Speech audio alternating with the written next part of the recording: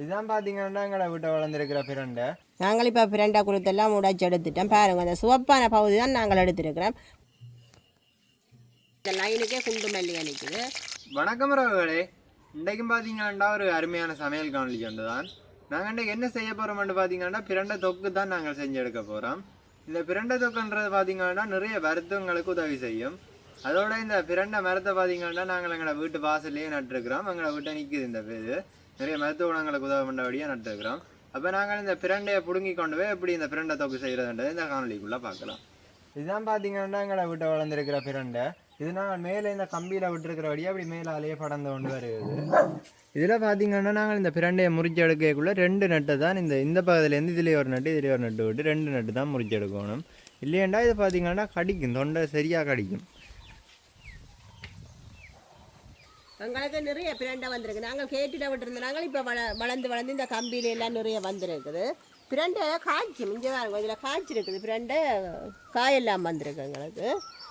அப்படியே நிறைய குருத்திருக்கு. அந்த சுவப்பாக இருக்கிற 2 நெட்டு தான் நாங்கள் எந்த உணவுக்குமே எடுத்துக்கொள்ளணும். இல்லையென்றால் அந்த தொண்டையெல்லாம் கடிக்கும், சாப்பிடலாம். அது பிரண்டையை குருத்தா எடுத்தோம்னா அதில் ஒரு கடி ஒன்றும் இல்லை. நல்ல சுவையான உணவுகள் நாங்கள் தயாரித்து கொள்ளலாம் பிரண்டையில்.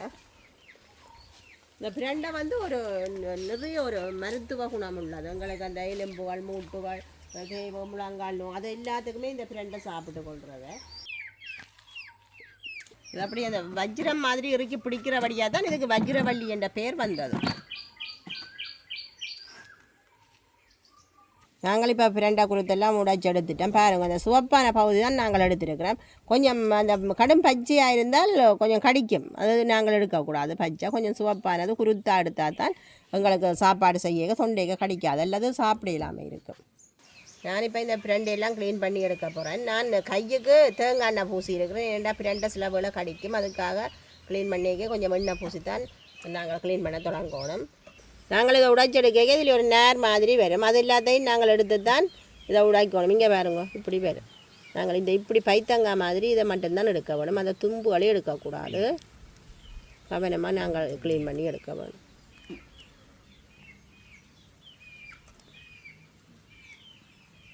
இந்த இலியல் ஒன்றும் எடுக்கிறே இல்லை, தண்டு மட்டும்தான் எடுக்கிறது. நாங்கள் இப்படி க்ளீன் பண்ணி எடுக்கணும்.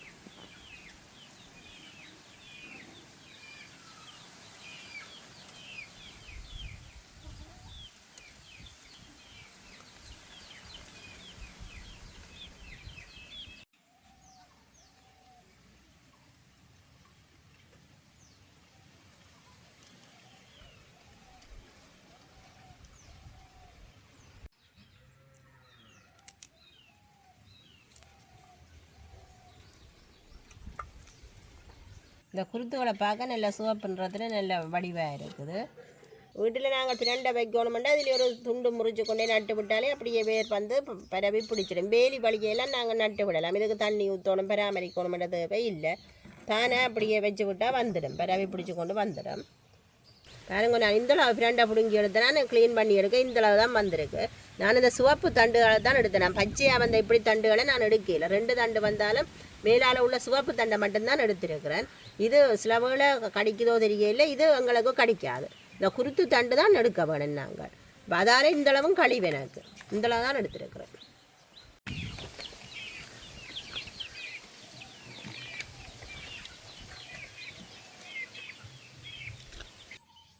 எனக்கு சட்டி நல்லா சூடாகிட்டுது. இது நாங்கள் நல்லெண்ணெயில் தான் செய்ய வேணும். தேங்காய் எண்ணெயில் செய்கிறதில்ல, நல்லெண்ணெய் சேர்க்கிறேன்.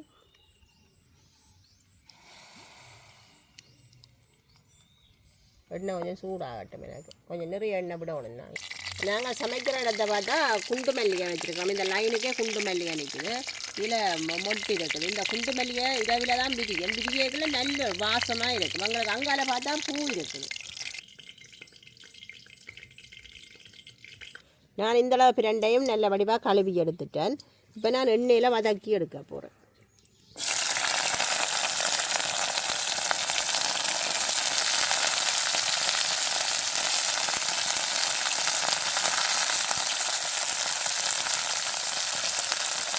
பச்சை நிறம் போக மட்டும் நாங்கள் நல்லா வதக்க வேணும்.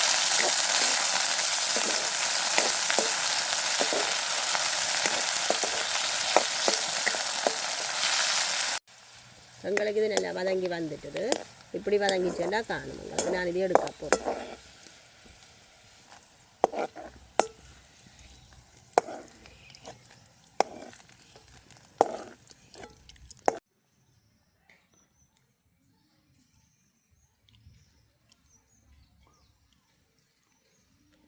பிரண்டை தொக்கு செய்கிறதுக்கு என்னென்ன எடுத்துருக்கிறேன்னு பார்த்தா உள்ளி எடுத்துருக்கிறேன்.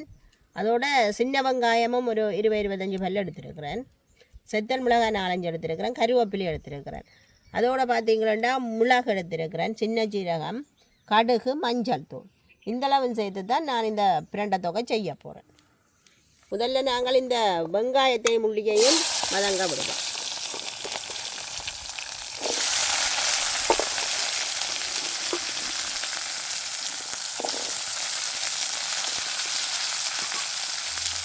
கொஞ்சம் எங்களுக்கு உள்ளுக்கு அவிஞ்சு வதங்கினா காணும். இதோடு நான் எடுத்து வச்சிருக்கிற செத்திலையும் சேர்த்துக்கொள்கிறேன். கருவேப்பிலை எல்லாத்தையும் சேர்க்கிறேன். எல்லாத்தையும் பிரட்டி விடுவோம்.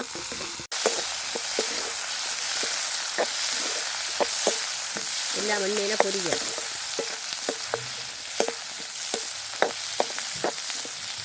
இதோடு எடுத்து வச்சிருக்கிற கடுகை சேர்க்கிறேன். நான் மிளகு மரம் கொஞ்சம் சேர்க்கிறேன். இது சின்ன சீரகமும் சேர்க்கிறேன். எல்லாத்தையும் பிரட்டுறேன்.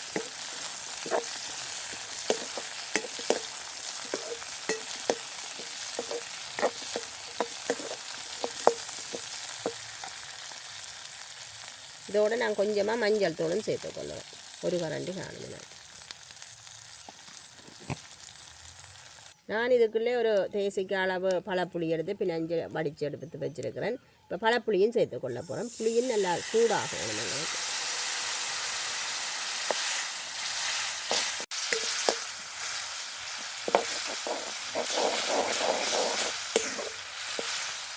எனக்கெல்லாம் வதங்கிட்டது. புளியெல்லாம் நல்லா கொதிச்சுட்டு நான் இறக்கி எடுக்கிறேன்.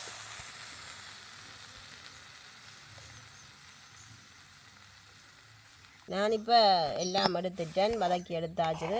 எல்லாத்தையும் மிக்ஸி காப்பில் சேர்த்து நான் அடிச்செடுக்க போகிறேன்.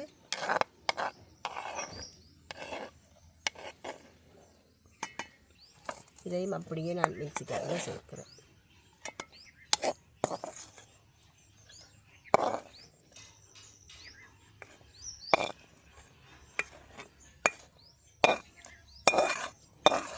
இதுக்கு நான் இப்போ தேவையான அளவு உப்பு சேர்த்துக்கொள்கிறேன். கல் உப்பு தான் சேர்க்கிறேன். மிக்சியில் அடிக்கிறது நான். நீங்கள் தூள் பண்ணானே கல் பண்ணானே சேர்க்கலாம். இப்படியே மூடிட்டு நான் கொண்டே மிக்சியில் நல்ல வடிவாக அடிச்செடுத்துன்றப்போ இப்போ நான் அடிச்செடுத்துட்டேன். எப்படி வந்திருக்கேன்ட்டு பாருங்க. நல்ல ஒரு வாசமாக இருக்குது எனக்கு. நான் இப்போ அடிச்செடுத்த பிரண்டை தொகுக்கு ஒரு தாளிப்பொண்டு தாளிக்க போகிறேன். அது கொஞ்சம் நல்லெண்ணெய் சேர்த்துக்கொள்ளுறேன். எண்ணெய் சூடாகிட்டது. நான் அதுக்கு 5 கடுகு சேர்த்துக்கொள்ளுறேன். கொஞ்சம் சின்ன சீரகமும் 5 சேர்த்துக்கொள்ளுறேன்.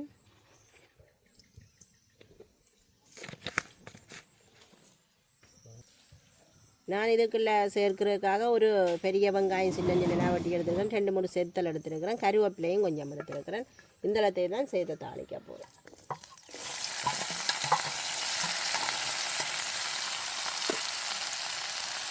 எல்லாம் நல்லா வதங்கி எடுத்துருக்கோம். இது கனன அழைச்சிருக்கும் இந்த பிரண்டை தொக்கு. நாங்கள் இந்த இது தாளிக்க வெங்காயம் எல்லாம் நல்லா வதங்கணும். பொன்னிறத்துக்கு வரணும். பிறகு வெங்காயம் எல்லாம் நல்லா வதங்கி வந்துட்டு நான் அடித்து வச்சிருக்கிற பிரண்டை தொகை சேர்க்க போகிறேன். இதுக்குள்ள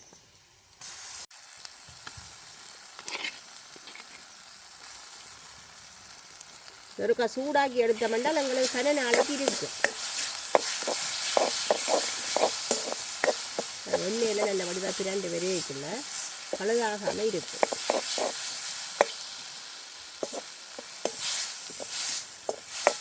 முதல் மாதிரி ஓடி பிடிக்குது.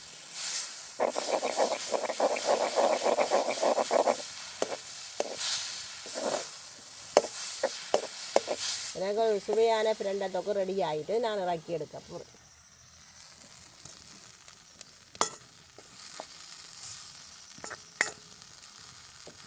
பிரண்டை தொக்கெல்லாம் செய்தெடுத்தாச்சு சாப்பிட்டு பாப்போம் இப்படி இருக்குதுன்னு.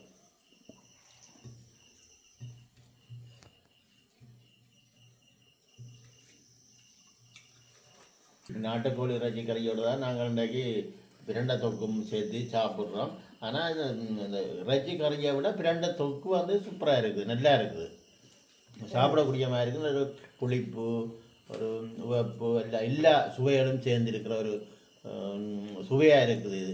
இப்போ அப்படி செய்து சாப்பிட்டா ஒரு எல்லாரும் விரும்பி சாப்பிடுன போல இருக்குது. எனக்கும் வாங்கி நல்ல சுவையாக தான் இருக்குது. இந்த நல்ல சுடு சோத்தோட சேர்த்து சாப்பிட இன்னும் நல்லா இருக்கும். சுட சுட சோறு இருக்கணும், அதில் சேர்த்து சாப்பிட இன்னும் நல்ல சுவையாக இருக்குமென்னு நான் நினைக்கிறேன்.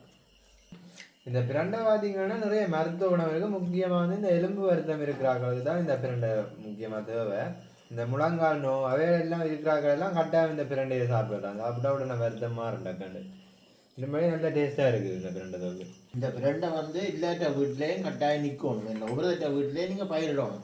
நாங்கள் அதே மாதிரி எங்களை வீட்டில் 2 இடத்தை பயிரிட்டினாங்க. நிறைய இடத்தை நிறைய வந்திருக்கு, நல்லா முளைச்சி வந்திருக்கு.